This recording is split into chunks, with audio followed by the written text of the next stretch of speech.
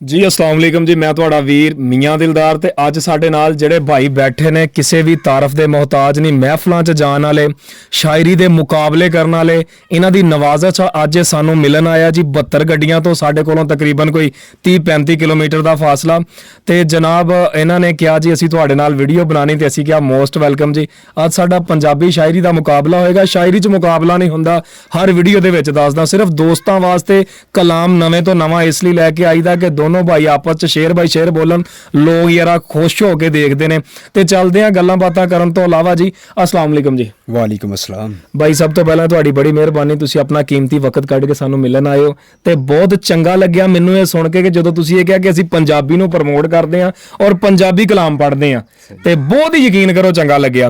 ਤੇ ਜਨਾਬ ਅੱਜ ਇਹਨਾਂ ਦੇ ਨਾਲ ਸਾਡਾ ਹੋਏਗਾ ਮੁਕਾਬਲਾ, ਤੁਸੀਂ ਸੁਣੋ ਤੇ ਅਸੀਂ ਬੋਲਦੇ ਆ। ਪਹਿਲਾ ਸ਼ੇਰ ਜੀ। जी मियाँ साहब की कहते ने पाई पाइयां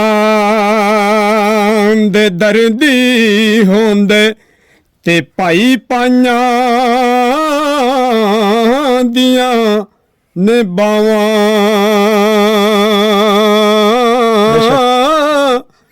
ओ बाप सिरां दे ताज मुहम्मद ते मावा ठंडिया छावां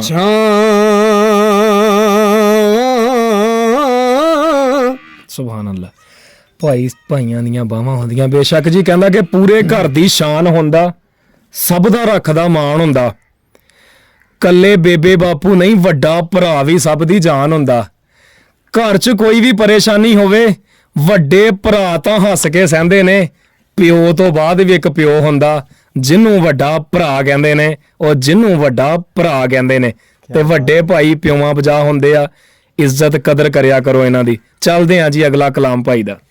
तो मियाँ साहब ने क्या खूब किया कि तू बेली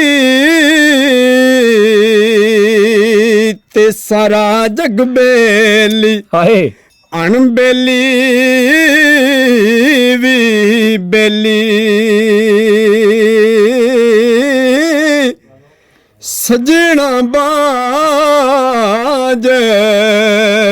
मुहम्मद बख्शा सुंजी पई हवेली, सजना बाज ਵਾਹ मुहम्मद बख्शा सुंजी पई हवेली। ਕੋਈ ਸ਼ੱਕ ਨਹੀਂ ਜੀ, ਕੋਈ ਸ਼ੱਕ ਨਹੀਂ। ਲੱਖ ਲੱਖ ਰੁਪਏ ਦਾ ਬੋਲ ਆ। ਮੀਆਂ ਮੁਹੰਮਦ ਬਖਸ਼ ਸਾਹਿਬ ਦੇ ਕਲਾਮ ਭਾਈ ਪੜ੍ਹ ਰਿਹਾ। ਕਹਿੰਦਾ ਕਿ ਧੀਆਂ ਦਾ ਸਿਰ ਤੇ ਭਾਰ ਨਹੀਂ ਹੁੰਦਾ, ਗਰੀਬ ਦਾ ਕੋਈ ਵੀ ਯਾਰ ਨਹੀਂ ਹੁੰਦਾ। ਕਬੂਤਰ ਸਿਆਣਾ ਹੋ ਸਕਦਾ ਏ, ਕਾਂ ਵਾਂਗੂ ਹੁਸ਼ਿਆਰ ਨਹੀਂ ਹੁੰਦਾ। ਤੇ ਜਿਹੜਾ ਸੁੱਖ ਦੇ ਬਦਲੇ ਦੁੱਖ ਦੇਵੇ ਉਹ ਦਿਲੋਂ ਮੁਖਲਸ ਦਿਲਦਾਰ ਨਹੀਂ ਹੁੰਦਾ। ਅੱਧੀ ਰਾਤੀ ਜੇ ਘਰ ਲੁੱਟਿਆ ਜਾਵੇ ਬੇਲੀਓ ਜਾਗਦਾ ਪਹਿਰੇਦਾਰ ਨਹੀਂ ਹੁੰਦਾ। ਜਿਹੜਾ ਖਾਲੀ ਜੇਬ ਦਾ ਭੇਤ ਨਾ ਦੇਵੇ ਹਰ ਕੋਈ ਇੰਜ ਦਾ ਫਨਕਾਰ ਨਹੀਂ ਹੁੰਦਾ। ਉਹ ਬੰਦਿਆ ਤੇਰਾ ਅੰਗ ਅੰਗ ਮਿੱਟੀ ਏ, ਮਿੱਟੀ ਦਾ ਕੋਈ ਖਰੀਦਾਰ ਨਹੀਂ ਹੁੰਦਾ। ਤੇ ਜਨਾਬ ਚੱਲਦੇ ਆ ਅਗਲਾ ਕਲਾਮ ਭਾਈ ਦਾ। ਬਿਸਮਿਲ੍ਲਾ ਜੀ। ते भैनों के बारे क्या खूबसूरत गल है जी मियाँ साहब ने कही, चुप रहना ते कुछ नहीं कहना, ਹਾਏ ਹਾਏ ਹਾਏ ਧੀਆਂ ਦੀਆਂ ਤਕਦੀਰਾਂ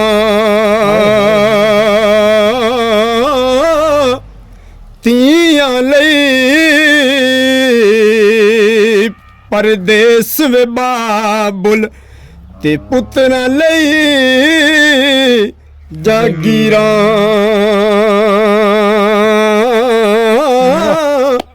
ਵਾਹ ਸੁਭਾਨ ਅੱਲਾ। ਕੋਈ ਸ਼ੱਕ ਨਹੀਂ ਜੀ, ਧੀਆਂ ਲਈ ਕਲਾਮ ਜੀ ਮੀਆਂ ਮੁਹੰਮਦ ਬਖਸ਼ ਸਾਹਿਬ ਦਾ ਪੜਿਆ ਇਹਨਾਂ ਨੇ। ਕਹਿੰਦਾ ਕਿ ਔਖੀ ਸੌਖੀ ਸਭ ਦੀ ਸੁਣ ਕੇ ਫਿਰ ਵੀ ਰਾਜ਼ੀ ਵਸ ਲੈਂਦੀ ਏ, ਮਾਪੇ ਯਾਦ ਜਦੋਂ ਵੀ ਆਂਦੇ ਅਥਰੂ ਸਾਂਭ ਕੇ ਹੱਸ ਲੈਂਦੀ ਏ। ਕਿਸਮਤ ਦੇ ਹੱਥੇ ਚੜ ਕੇ ਹਾਸੇ ਖੇਡੇ ਭੁੱਲ ਗਈਆਂ ਨੇ, ਨਾਜ਼ਾਂ ਦੇ ਨਾਲ ਪਲੀਆਂ ਧੀਆਂ ਵੇਖੋ ਰੱਬਾ ਰੁਲ ਗਈਆਂ ਨੇ। ਜਿੱਥੇ ਵਸਦੀ ਖੁਸ਼ੀਆਂ ਵੰਡਦੀ ਆਪਣੇ ਘਰ ਦੀ ਰਾਣੀ ਹੁੰਦੀ। ਮੈਨੂੰ ਦੱਸੋ ਝੱਲਿਓ ਲੋਕੋ, ਧੀ ਵੀ ਕਦੇ ਬੇਗਾਨੀ ਹੁੰਦੀ, ਧੀ ਵੀ ਕਦੇ ਬੇਗਾਨੀ ਹੁੰਦੀ। ਤੇ ਧੀਆਂ ਬੇਗਾਨੀਆਂ ਨਹੀਂ ਹੁੰਦੀਆਂ। ਆ ਜਿਹੜੇ ਵਿਆਹ ਕੇ ਮਾਣ ਦੇ ਨਾਲ ਲਿਜਾ ਕੇ ਧੀ ਬਣਾ ਕੇ ਤੇ ਫਿਰ ਉਹਨੂੰ ਤਾਨੇ ਦਿੰਦੇ, ਬਗਾਨੀ ਸਮਝਦੇ ਆ। ਸਪੈਸ਼ਲ ਗੱਲਾਂ ਉਹਨਾਂ ਲਈ ਜੀ। ਅਗਲਾ ਕਲਾਮ, ਆਖਰੀ ਕਲਾਮ ਭਾਈ ਦਾ ਸੁਣਦੇ ਆ ਜੀ। ਭਾਈ ਮੀਆਂ ਸਾਹਿਬ ਨੇ ਕਿਆ ਖੂਬ ਕਿਹਾ ਜੀ ਕਿ ਸਿੱਖ ਪੁੱਤਰਾਂ ਦੀ ਡਾਢੀ ਹੋਂਦੀ ਤੇ ਆਖਣ ਲੋਗ ਸਿਆਣੇ, ਆਖਣ ਲੋਗ ਸਿਆਣੇ ਤੇ ਤੀਆਂ ਜਈ ਨਹੀਂ ਕੋਈ ਸ਼ੈ ਪਿਆਰੀ, ਪਰ ਅਸ਼ਨਾਈ ਬਗਾਨੇ ਕਰਦੀ। ਹਾਏ ਹੋਏ ਹੋਏ ਹੋਏ, ਪਰ ਸ਼ਨਾਈ ਬਗਾਨੇ ਘਰ ਦੀ। ਬੜੀ ਡੂੰਗੀ ਗੱਲ ਆ ਕਿ ਉਹ ਧੀਆਂ ਹੁੰਦੀਆਂ ਚਿੜੀਆਂ ਪਰ ਪਰ ਨਹੀਂ ਹੁੰਦੇ ਧੀਆਂ ਦੇ। ਧੀਆਂ ਹੁੰਦੀਆਂ ਚਿੜੀਆਂ ਪਰ ਪਰ ਨਹੀਂ ਹੁੰਦੇ ਧੀਆਂ ਦੇ। ਮਾਪੇ ਵੀ ਹੁੰਦੇ, ਸਹੁਰੇ ਵੀ ਹੁੰਦੇ, ਪਰ ਘਰ ਨਹੀਂ ਹੁੰਦੇ ਧੀਆਂ ਦੇ। ਮਾਪੇ ਕਹਿਣ ਧੀਆਂ ਪਰ ਆਈਆਂ, ਸਹੁਰੇ ਕਹਿਣ ਪਰਾਏ ਘਰੋਂ ਆਈਆਂ। ਉਹ ਮੇਰਿਆ ਸੋਹਣਿਆ ਰੱਬਾ, ਤੂੰ ਹੀ ਦੱਸ ਧੀਆਂ ਕਿਸ ਘਰ ਲਈ ਬਣਾਈਆਂ। ਨਾ ਧੀਆਂ ਦਾ ਇਹ ਘਰ, ਨਾ ਧੀਆਂ ਦਾ ਉਹ ਘਰ। ਤੇ ਕਦਰ ਕਰਿਆ ਕਰੋ ਬੇਟੀਆਂ ਦੀ। ਯਕੀਨ ਕਰੋ ਜਿਹੜੇ ਧੀ ਦੀ ਕਦਰ ਕਰਦੇ ਨਾ, ਰੱਬ ਰੰਗ ਬੜੇ ਲਾਂਦਾ ਜੇ। ਭੈਣ ਦੀ ਤੇ ਧੀ ਦੀ ਜਿਹੜੇ ਕਦਰ ਕਰਦੇ ਨੇ। ਤੇ ਜਨਾਬ ਉਮੀਦ ਕਰਦਾ ਸਾਡੀ ਵੀਡੀਓ ਚੰਗੀ ਲੱਗੀ ਹੋਏਗੀ।